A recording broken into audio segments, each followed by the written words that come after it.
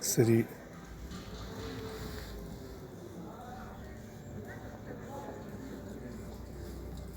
Je sais pas si on entend très bien, pardon, excusez-moi. La dorgue. Je me la pose. Les quelques voitures.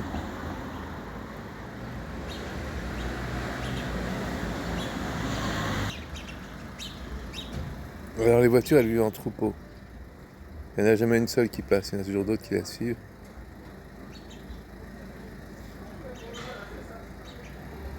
Alors on peut dire ce qu'on veut sur l'église catholique, hein. Moi aussi, moi le premier. Encore que j'aime pas trop cette formule pour ça, mais...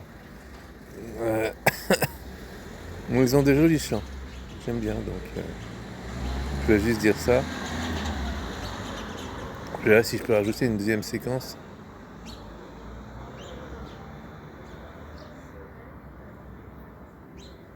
Bien sûr, ils sont un peu loin de la terre, mais bon, une petite page d'orgue, c'est sympa quand même.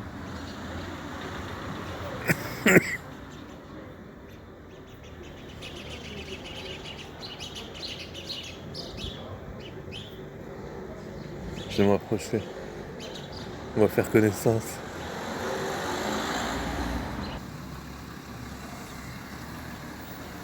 Alors, l'église, c'est la réalité urbaine, hein.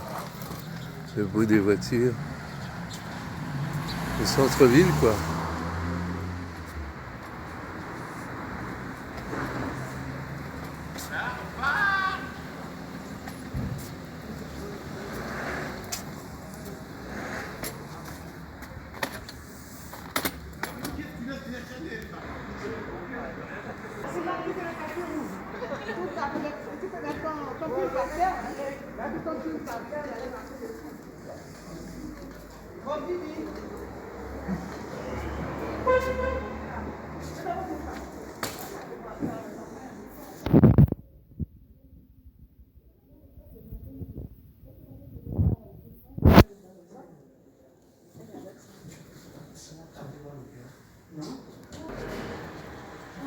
On met pas de peau, ça ferme.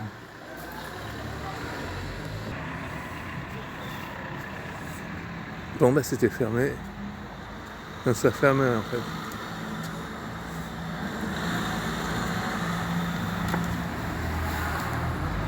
Donc les églises c'est quand même sympa pour des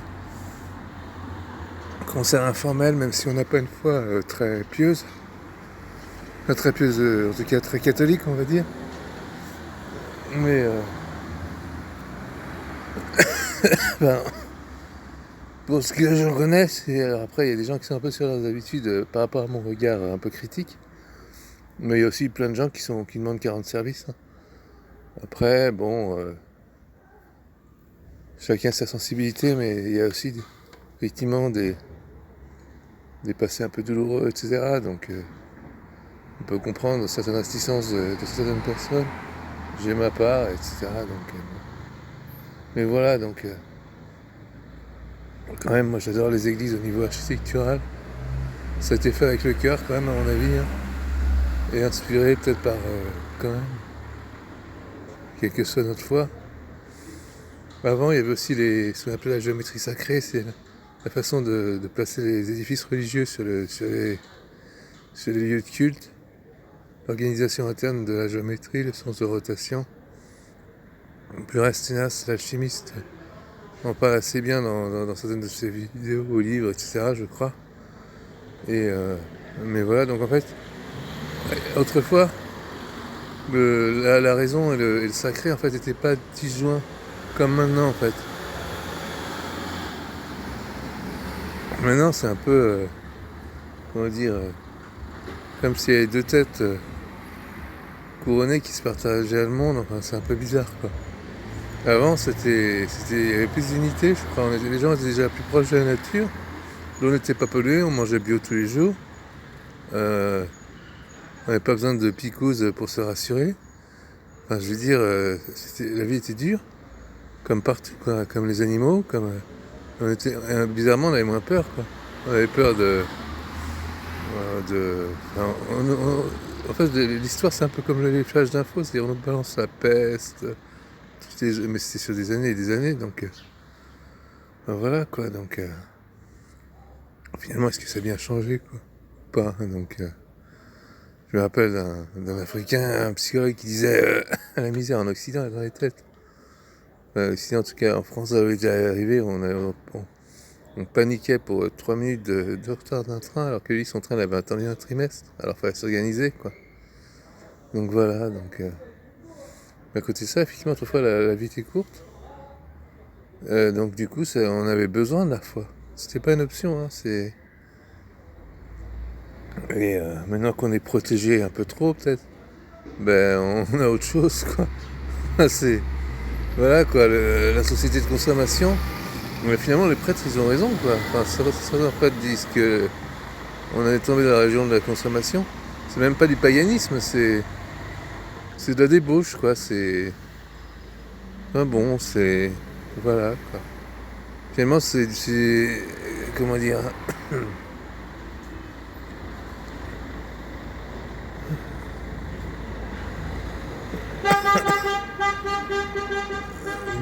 La prière, c'est gratuit, quoi. Enfin, bon, après, il y a toujours tu mets un sou dans la fente et tu prends la bougie, mais c'est pas très grave, quoi. Au contraire, à la limite, tu t'alimentes, tu fais tourner la roue dans le bon sens, quoi.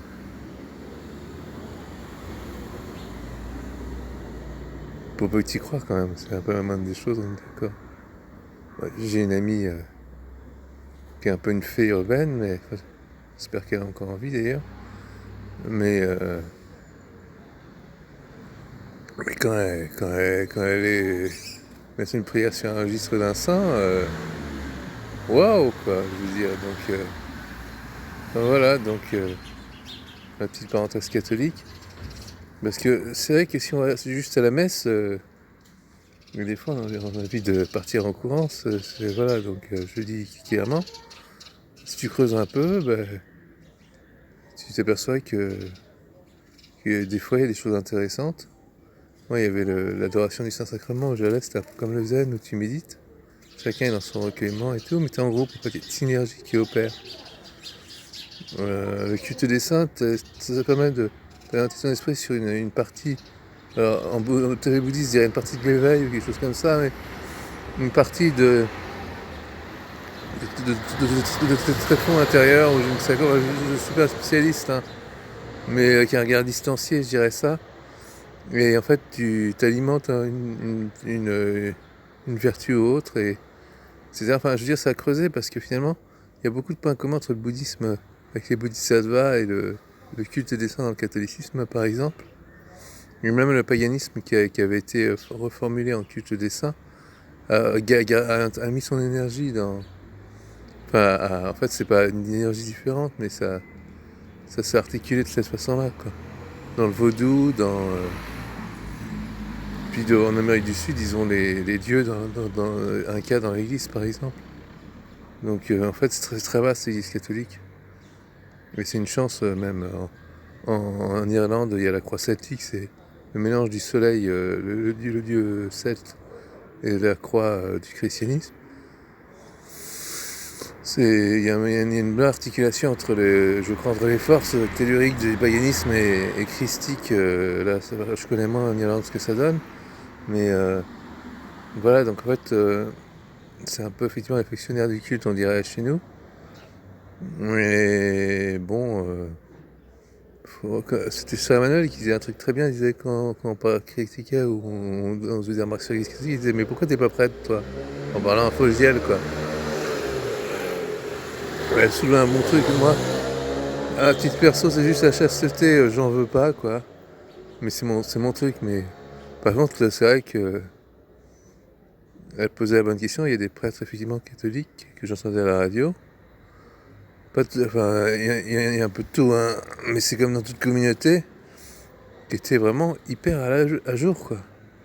Enfin, je veux dire, voilà, donc je mets un peu d'image. Et donc, quand j'entre dans une maison, je me suis les pieds à l'entrée, si je puis dire. Donc je vais pas commettre de critiques. Enfin voilà, quand on se comprend. Donc voilà, faut respecter les lieux. Je suis pas chez moi. Si je suis, je suis d'une autre confession plus orientale, on va dire, extrême-orient. Mais bon, enfin voilà quoi, on se comprend. Donc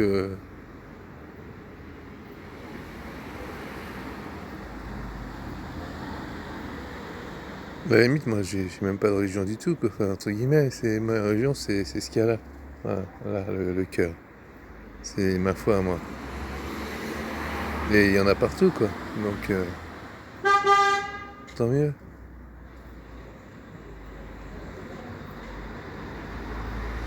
Après,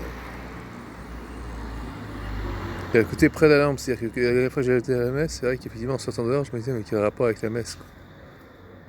Mais en même temps, si on n'a pas un côté idéaliste, qu'est-ce qu'on fout là, quoi. Voilà, donc c'était ma parenthèse.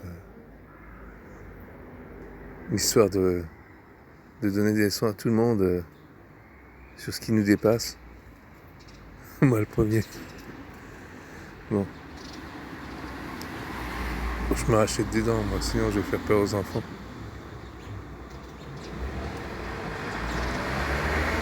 Ou aux parents plutôt.